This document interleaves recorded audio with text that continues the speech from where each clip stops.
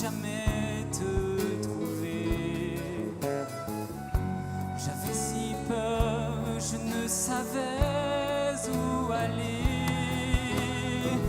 Mais tu te laisses découvrir peu à peu.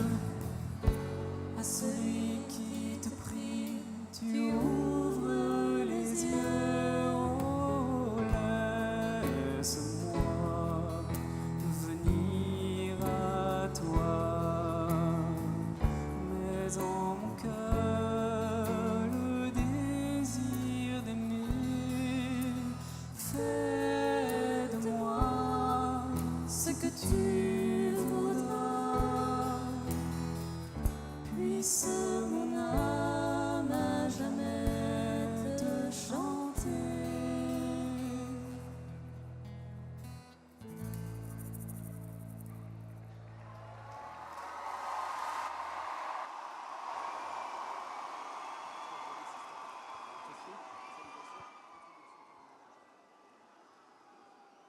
Chers jeunes,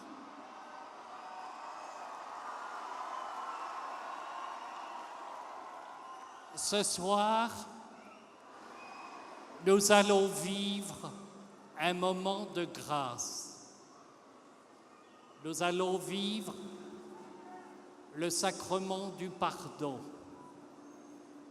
Et nous commençons cette célébration par le signe de la croix, comme Bernadette a reçu ce signe de la Vierge Marie. Au nom du Père, du Fils et du Saint-Esprit, vous le savez, chers jeunes, il n'est pas toujours facile de se lever pour aller recevoir le sacrement du pardon. C'est un peu difficile, c'est comme un combat. Alors vous allez entendre maintenant un jeune nous dire tout simplement les difficultés qu'il a eues à vivre ce sacrement, mais aussi les joies. Alors, écoutons. Je reçois le sacrement de la réconciliation depuis que je suis assez jeune et du coup c'est une démarche à laquelle je suis habitué. Pour les personnes pour qui ça serait la première fois, je pense que ça peut être assez difficile parce qu'ils peuvent se demander comment il faut faire. Ma crainte principale, c'était surtout d'être jugée par le prêtre parce que c'est pas tous les jours qu'on se confie à quelqu'un, qu'on dise ce qu'on a fait de mal. La crainte de ne pas savoir quoi dire. C'est vrai que c'est pas forcément évident d'aller voir un prêtre et de lui parler de ce qu'on a fait de mal dans notre vie, mais je fais ça parce que je sais que c'est l'intermédiaire de Dieu. La rencontre avec le prêtre, ça reste un moment assez difficile pour moi. Mais en fin de compte, quand j'y vais, je suis jamais déçu. Ce qui me permet de grandir, c'est de pouvoir me regarder moi-même. Dévoiler sa vie au prêtre nous permet vraiment de prendre conscience de notre vie, d'apprendre à mieux se connaître aussi. Généralement, avant, je prends un petit temps de prière, je réfléchis sur moi-même et je me pose plusieurs questions, comme par exemple, qu'est-ce que j'ai fait de mal, qu'est-ce que j'ai fait qui n'a pas forcément plu à mon entourage ou à mes amis. On peut se confier à un psychologue, à un ami, etc. Mais le faire à un prêtre, c'est ajouter une dimension supérieure à ces démarches. On est très rassuré parce qu'on a vraiment l'impression d'avoir quelqu'un à son écoute. Il peut nous donner des conseils, il n'est pas du tout là pour nous juger. Il est là un peu comme un père qui pourrait donner des conseils à son enfant. On dirait presque que c'est pas le prêtre qui m'écoute, mais que c'est directement Dieu. Ce que j'aime bien, c'est le côté spirituel de la chose et le fait qu'il y ait une action de Dieu derrière. Après la confession, on se sent mieux, on est libéré. Très apaisé, je me sentais léger. J'ai vraiment l'impression d'avoir déballé un fardeau. À chaque fois où on a un t-shirt sale, on passe à la machine à laver pendant la confession Et après, on ressort tout blanc. Et c'est vrai que quand on ressort tout blanc, c'est une bonne impression. Et dans les jours qui viennent, on est encore nourri par le sacrement qu'on a reçu. Au début, je me sens beaucoup plus léger, plus apte à me recueillir et tout ça. Je suis vraiment plus dans une ambiance de prière. J'essaye de faire des efforts, d'être gentil avec mon entourage, avec mes amis. Mais très vite, on reste des humains, on redevient très vite comme avant. Quand je sens que de nouveau ça va pas, et ben, je retourne voir un prêtre.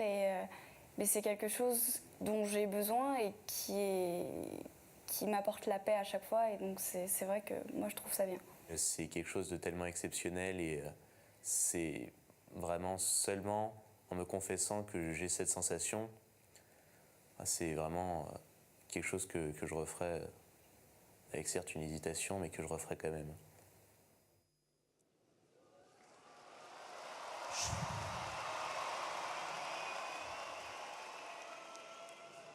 Mais savez-vous, chers jeunes, ce que vit un prêtre quand il vous donne le sacrement du pardon?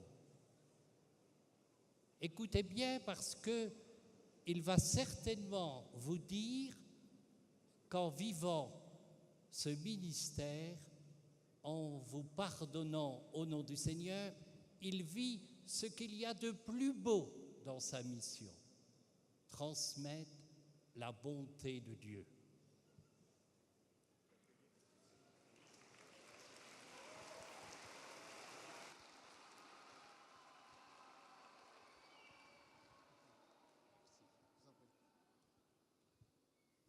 Bonsoir, je m'appelle le père Benoît Guédas, je suis prêtre depuis 3 ans, bientôt, et je voudrais vous témoigner de la joie de me confesser et de la joie d'être confesseur.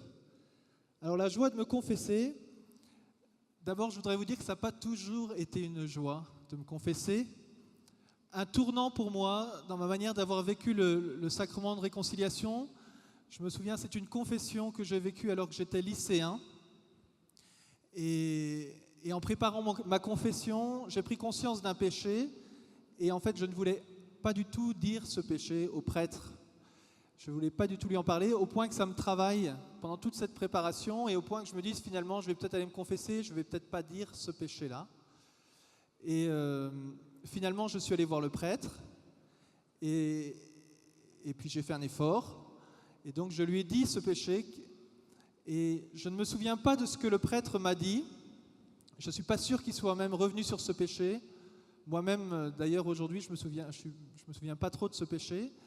Mais ce qui m'a touché, c'est qu'il ne m'a pas jugé et qu'il m'a dit « Je te pardonne tous tes péchés ». Alors on pourrait dire qu'il n'y a rien d'extraordinaire et pourtant pour moi ça a été un tournant parce que j'ai découvert à travers cela que Dieu, à travers le prêtre, ne me jugeait pas non plus, mais qu'il voulait me donner son pardon pour que je puisse avancer, pour que je puisse me relever. Alors suite à cela, eh bien, je suis peut-être un peu plus rentré dans un chemin de joie à travers le sacrement de réconciliation. J'aimerais en évoquer plusieurs. D'abord, la joie d'une rencontre. Pour moi, de venir me confesser, c'était la joie de rencontrer Dieu. Et je vous souhaite cette même grâce de rentrer dans la confession avec joie, pas seulement de sortir joyeux de la confession, mais de pouvoir y rentrer en disant « Je vais rencontrer Dieu et il va me pardonner mon péché ». Deuxième joie, c'est la joie d'un dialogue avec Dieu. Je demande pardon à Dieu. « Seigneur, je te demande pardon pour mon péché. Je te demande pardon pour les actes que j'aurais pas dû faire. Je te demande pardon pour les actes que j'aurais dû faire et que je n'ai pas fait.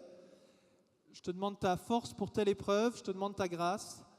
Et je te remercie, je t'aime. Je dis cela au Seigneur et Dieu me répond en me disant « Je te pardonne tous tes péchés ». Pour moi, c'est un vrai lieu de rencontre, d'écoute de Dieu, de dialogue. Troisième joie, eh bien, c'est la joie d'être libéré de mon fardeau, très simplement. Une quatrième joie que j'ai découvert un peu plus tard, c'est à travers l'habitude que j'avais prise. Voilà, quand le sacrement devient un lieu de rencontre, eh bien, j'avais pris l'habitude d'y aller tous les 3 semaines. Je ne me posais plus trop de questions. eh bien, au bout d'un moment, j'ai vu en fait comment Dieu me construisait humainement et puis spirituellement aussi à travers ce sacrement, que ce n'était pas seulement le lieu où Dieu me pardonnait, il effaçait mes péchés, mais aussi où petit à petit j'expérimentais eh bien, que Dieu me donnait sa force pour ne pas retomber, pour aller de l'avant. Alors à travers toute cette joie que je recevais moi-même et que je reçois moi-même en me confessant, eh bien, j'en arrive facilement à la joie d'être confesseur. C'est la joie de pouvoir donner ce que j'ai moi-même reçu. C'est la joie aussi d'être instrument de Dieu, de laisser Dieu passer, de laisser Dieu donner son pardon. C'est la joie de voir Dieu qui relève des hommes. Pour moi, une joie, elle est vraiment aussi dans les cœurs droits. Quelqu'un qui vient demander à Dieu son pardon, avec droiture, sans vouloir se justifier, mais qui compte sur lui pour avancer. Une joie aussi, eh bien, on dit dans l'Écriture qu'il y a plus de joie au ciel pour un pécheur qui se convertit. Ce n'est pas qu'une joie du ciel, c'est aussi la joie du prêtre. Vous voyez, le prêtre ne vous juge pas, je ne vous juge pas, mes frères prêtres ne vous jugent pas. Pour nous, notre joie, elle est de voir un pécheur qui revient vers Dieu. Pour terminer, je suis très touché en ce moment, où nous rentrons dans le temps pascal, de voir que la première chose que Jésus ressuscité dit à ses apôtres, lui qui libérait les démoniaques, lui qui ressuscitait des morts, lui qui faisait beaucoup de guérisons, la première chose qu'il dit après sa résurrection, et le pouvoir qu'il donne aux apôtres, c'est de pardonner les péchés. Ce n'est pas de ressusciter des morts, ce n'est pas de guérir les malades, c'est de pardonner les péchés. Comme si ce qu'il y a de vital, ce qu'il y a de plus beau, comme si la résurrection que Dieu veut nous donner de vivre, eh bien, c'est de nous libérer de notre péché. Ce n'est pas pour demain, c'est pour aujourd'hui. Alors je vous souhaite de rentrer vous-même dans la joie des prêtres qui se confessent, la joie des prêtres qui donnent le pardon. Voilà. Je vous remercie beaucoup et très bon moment de réconciliation avec Dieu.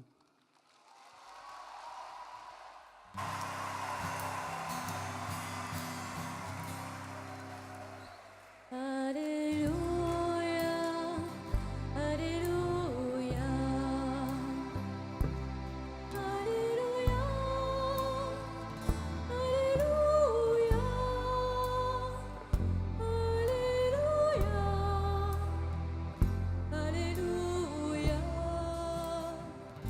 Alléluia, Alléluia.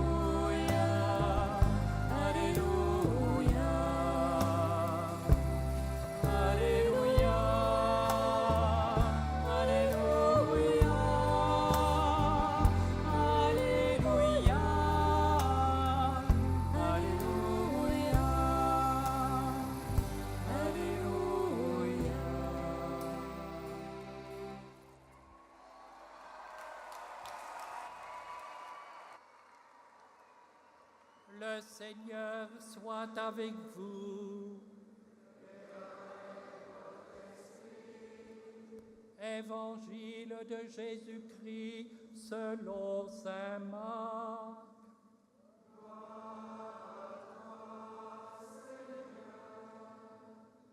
Jésus se mettait en route quand un homme accourut vers lui, se mit à genoux et lui demanda: Bon maître, que dois-je faire pour avoir en héritage la vie éternelle? Jésus lui dit: Pourquoi m'appelles-tu bon? Personne n'est bon, sinon Dieu seul. Tu connais les commandements. Ne commets pas de meurtre, ne commets pas d'adultère, ne commets pas de vol, ne porte pas de faux témoignages, ne fais de tort à personne, honore ton père et ta mère. L'homme répondit: Maître, j'ai observé tous ces commandements depuis ma jeunesse. Posant alors son regard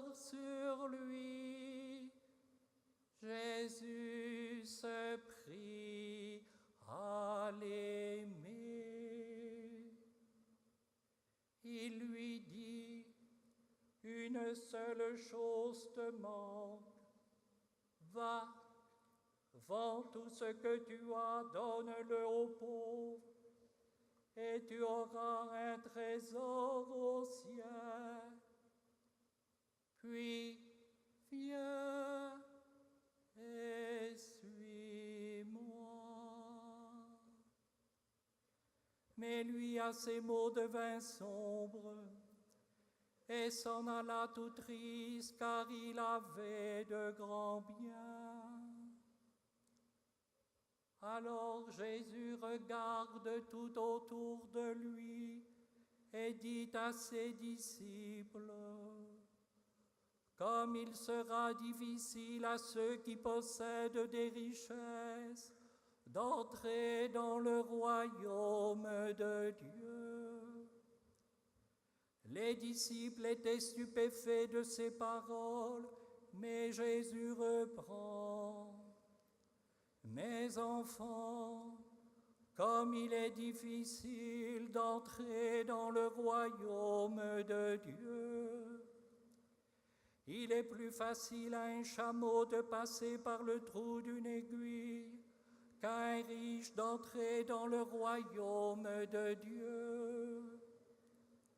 De plus en plus déconcertés, les disciples se demandaient entre eux, mais alors, qui peut être sauvé?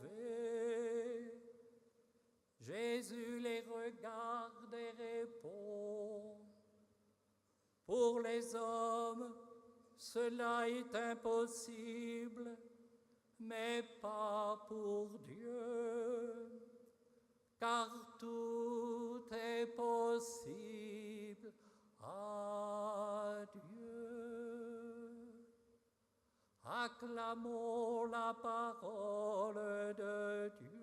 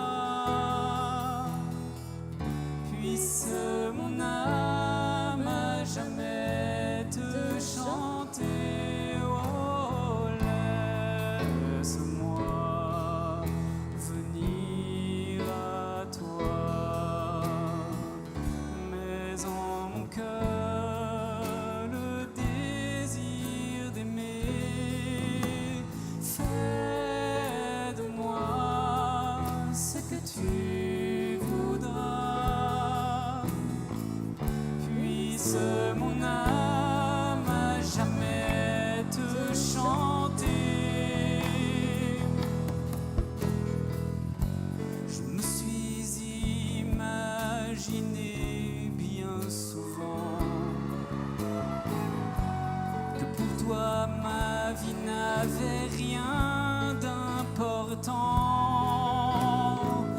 mais tu es Père et tu guides nos pas.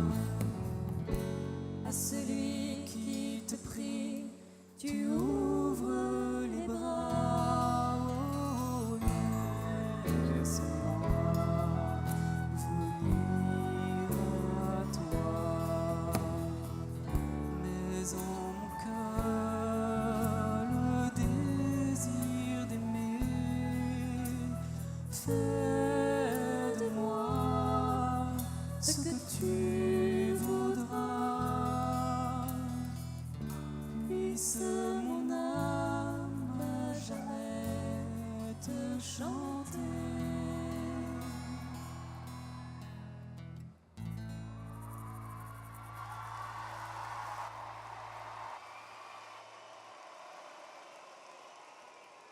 Chers jeunes, la question que le jeune homme pose à Jésus est aussi la vôtre. Que dois-je faire pour avoir en héritage la vie éternelle? Vos interrogations sur votre avenir, sur le sens de la vie, vous traversent. Vous êtes faits pour vivre et non pour mourir, car Dieu vous a créé à son image et à sa ressemblance. Oui, vous aspirez au bonheur, vous aspirez à la vie. Et cette vie, elle est très forte en vous. Elle est plus forte que vos échecs, vos limites, vos faiblesses dont vous faites l'expérience, plus forte que vos péchés. Parce que Jésus, il connaît le cœur de l'homme, comme il connaît le cœur de ce jeune homme. Il connaît votre cœur, il connaît ton cœur, il sait que tu aspires à la vie. Et Jésus lui propose un chemin de vie, la parole de Dieu, les commandements. Ne commets pas de meurtre, ne commets pas d'adultère, ne fais pas de tort à ton frère, honore ton père et ta mère. Mais il t'arrive d'oublier Dieu, il t'arrive de laisser tomber la prière, il t'arrive de te laisser prendre au piège de ceux qui te proposent des bonheurs sans lendemain, de t'éclater, de passer une soirée où la boisson coule à flot. Et le lendemain, tu es amer. On te propose même un ersatz de bonheur pour oublier tes conditions de vie. Mais le risque est grand de te replier sur toi-même, de te culpabiliser, de te décourager. Mais ce soir, même si cela t'est arrivé, ne te replie pas sur toi-même. Regarde Jésus. Tu as entendu dans l'Évangile, et je l'ai proclamé très lentement. Jésus posant alors son regard sur lui, se prit à l'aimer. Ce même regard, Jésus le porte sur toi ce soir. Il t'aime, cher jeune. Si tu savais à quel point Jésus t'aime, tu ouvrirais ton cœur tout grand. Oui, ce regard d'amour de Jésus posé sur toi, c'est un regard qui fait vivre. Jésus ne nous enferme pas sur notre passé, sur nos limites, notre péché. Son regard nous pousse en avant, nous relève, nous ouvre un avenir. Et c'est à la lumière de ce regard que tu peux te reconnaître pécheur. C'est à la lumière de ce regard que tu peux reconnaître tes limites, tes faiblesses, ton péché. Mais ce regard, il t'ouvre une porte, celle de la miséricorde, que tu peux recevoir ce soir à travers le ministère des prêtres. Les prêtres ne sont pas ce que vous croyez. Les prêtres, par ce sacrement, ils peuvent vous donner ce qu'ils ont reçu de meilleur par le sacrement de l'ordination, le don du pardon, le don de la tendresse, de la miséricorde du Père. Et cette miséricorde ne dit pas « elle n'est pas pour moi », mais si ce soir, elle est pour toi, même si tu as du mal à y penser, même si tout à l'heure tu vivras un combat, tu auras du mal à te lever. Mais sache que Jésus est celui qui te tend les bras, qui te conduit dans les bras du Père. Et par ce pardon, tu pourras renaître, tu pourras revivre, tu pourras poser un autre regard sur toi-même. Le jeune homme riche, il n'a pas pu entendre les paroles fortes de Jésus. Viens, suis-moi. Parce qu'il était attaché à ses richesses, il était comme prisonnier.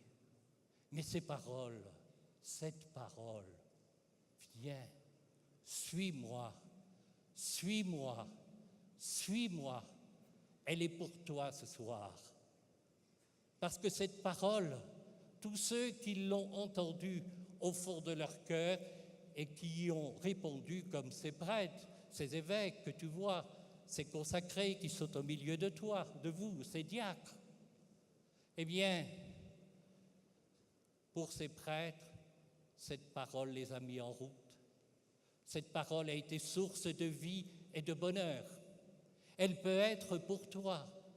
Si tu l'entends monter dans ton cœur ce soir, surtout ne ferme pas la porte. Tu verras petit à petit en accueillant cette parole qu'un chemin de paix, de bonheur s'ouvre pour toi, que ta vie peut prendre un autre sens.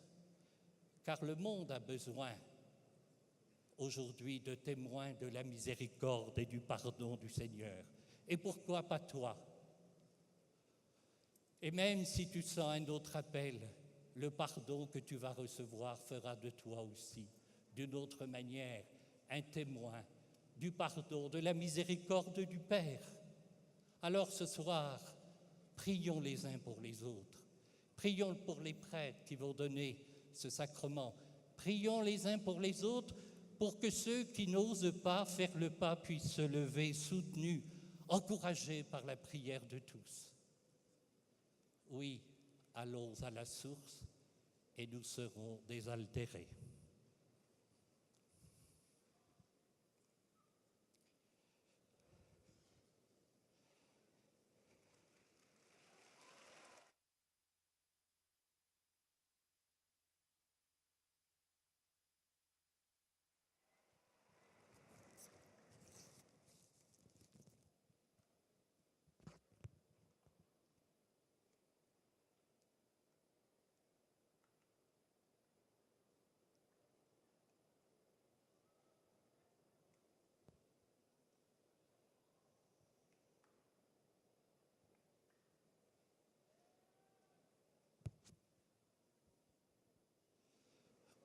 Avec les frères évêques, avec vous, nous allons prier pour les prêtres qui vont vous donner ce sacrement et les prêtres vont prier pour vous.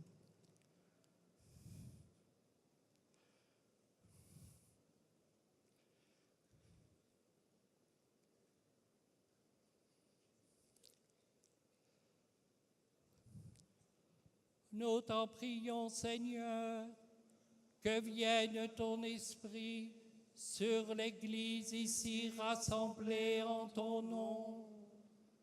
Lui seul peut faire renaître en nous ceux qui étaient morts, qu'il nous purifie et nous illumine pour chanter ta gloire et ta miséricorde par le Christ notre Seigneur.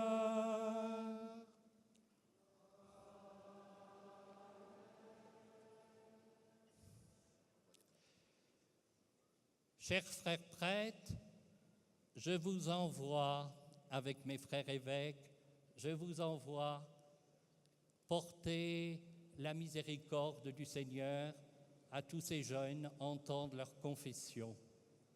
Et que ce sacrement soit pour eux comme pour vous, source de bonheur et de joie.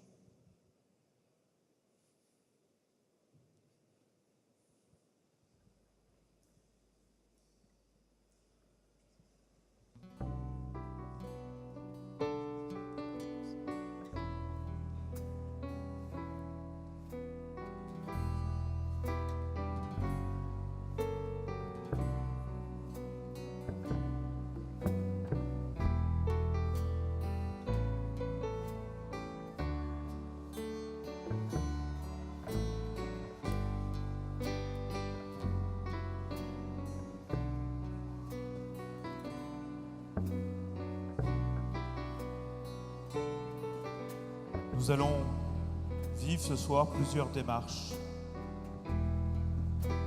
Celle qui vous a été expliquée, celle qui vous permet de recevoir du prêtre le pardon de Dieu.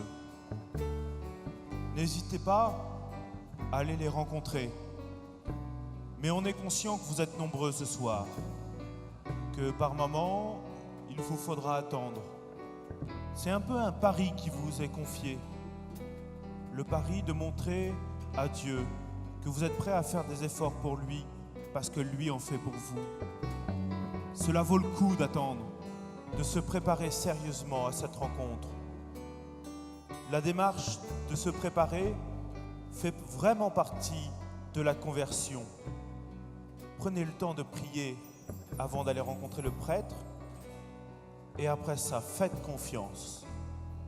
Vous allez découvrir que vous devenez lumière et vous recevrez une lumière. Cette lumière, vous viendrez la déposer au niveau du podium de manière à montrer que Dieu illumine notre assemblée par toutes ces réconciliations.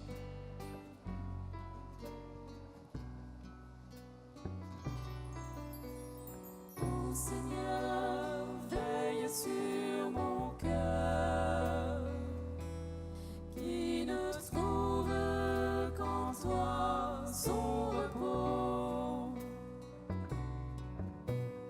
Ô Seigneur, veille sur mon cœur, qui ne peut reposer loin de toi. Ô Seigneur, veille sur mon cœur, qui ne trouve qu'en toi son repos. Ô Seigneur, veille sur mon cœur, qui ne peut reposer loin de toi. Faites attention en vous levant, s'il vous plaît. Respectez ceux qui ont besoin de prier à côté de vous.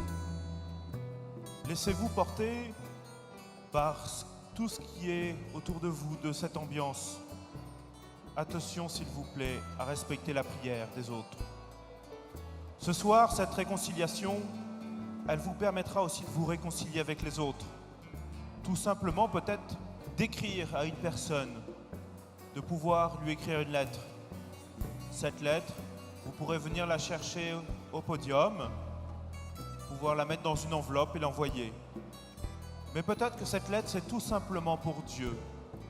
Alors pareil, vous la déposerez sur le podium d'une manière cachetée. Elle ne sera lue par personne. Si vous le voulez, vous pouvez tout simplement écrire une prière. Laissez votre main dire ce qu'il y a dans votre cœur. Ô Seigneur, veille sur mon cœur, qui ne trouve qu'en toi son repos. Ô Seigneur, veille sur mon cœur, qui ne peut reposer loin de toi.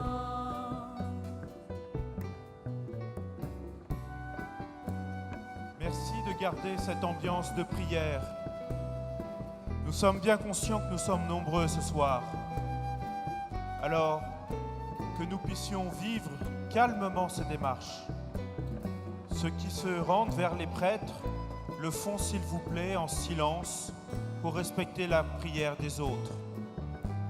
Nous allons entendre progressivement des textes qui vont nous aider à nous préparer le cœur. Les chants aussi nous aideront à prier. Même si par moments on peut trouver ça long, que nous soyons attentifs à rester dans cette démarche. Nous nous portons les uns les autres par ces lectures, par ces prières, par ces chants et aussi par les moments de silence. Alors laissons-nous prendre par l'ambiance, s'il vous plaît, et on invite les animateurs vraiment à être auprès des jeunes pour les aider à vivre ces démarches dans le calme. Merci.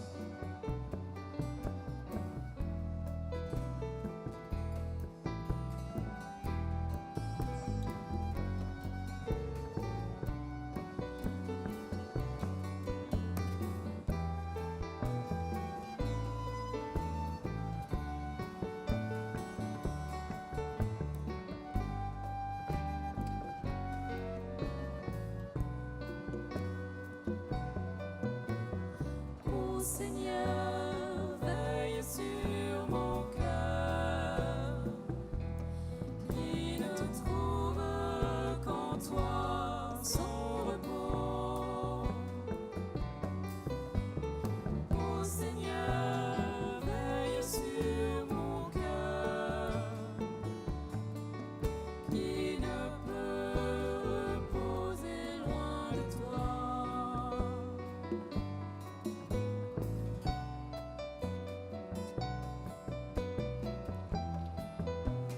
Merci à ceux qui sont dans l'assemblée de rester assis, s'il vous plaît.